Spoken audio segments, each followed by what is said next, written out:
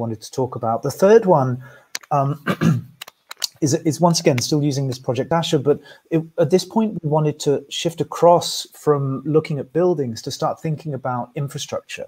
So we have an office in San Francisco where we have a raised footbridge that goes between two parts of the office. And here we can see that we put a number of sensors on this bridge to measure things like acceleration, strain, as well as temperature and other things as well. But so we placed all these sensors on this bridge, and once again we were able to correlate the data that we have on the bridge with what we can see about people using the bridge. So this is just showing the sensor data, but we were able to also bring in CCTV footage from the security cameras that are set up at either end of the bridge, so that we can sort of say, well, let's take a look at what we know about what the bridge is reporting, this smart bridge that's reporting about the way it's moving, along with this video footage, which is telling us, well, there's somebody walking across the bridge. It happens to be a security guard early morning.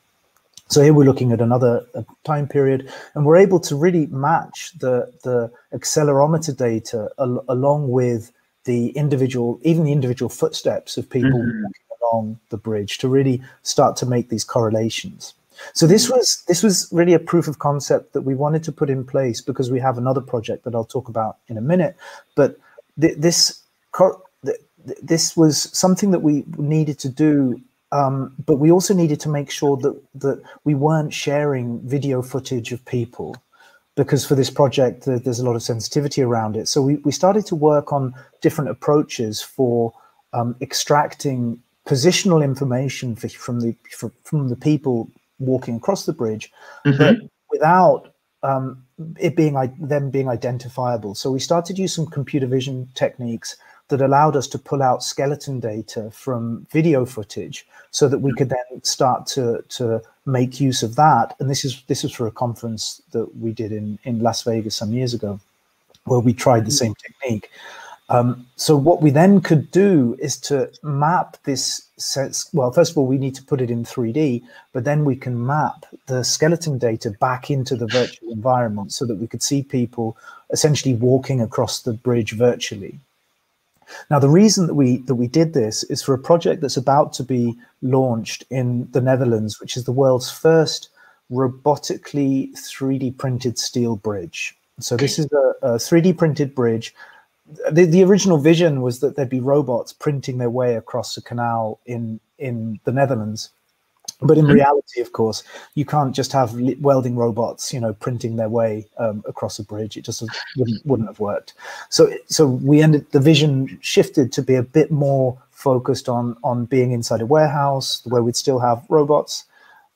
Here's a picture of the project team who were involved in testing the bridge out. They'd already put like 20 tons of weight on the bridge before we started jumping up and down on it. So we weren't too worried about it holding up, but you can see that there is a little bit of displacement there.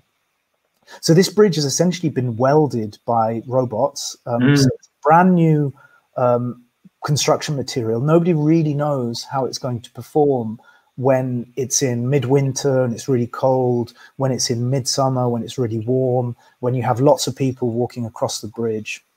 So we integrated a network of sensors into the bridge that could report about what's happening inside the bridge. And so we start to collect this performance data from the bridge and really make it smart infrastructure that could report on how it's being used. So we obviously could then, let me show this video, which is where we started to take the techniques I showed before and extract these anonymized skeletons from the people who are walking across the bridge, and then overlay those in 3D. So here we're kind of pulling out this skeleton footage for people walking across the bridge, and we can kind of relate that directly to the video footage. We had a camera at each side sort of collecting this data. But then the overall vision, of course, is that then we can start to do things like map the stresses and the acceleration data from the bridge itself, along with the information showing that people are walking across it. Now, this was a very early test, so the data isn't properly calibrated, but you can get a sense of the vision that we can start to show the performance data from the bridge alongside the way it's being used. So really correlate the data streams, because otherwise, if you don't, so it's just like with the CO2 levels in the building with the occupancy. If you don't know how many people are there, you don't really understand what stresses the bridge is under and why it's performing that way. So it's really all about correlating data. That's what we're finding in this environment.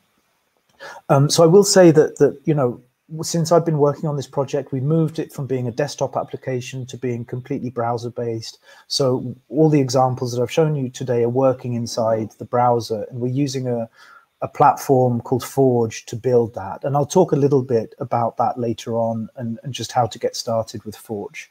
But that's most of what I wanted to share for this initial section.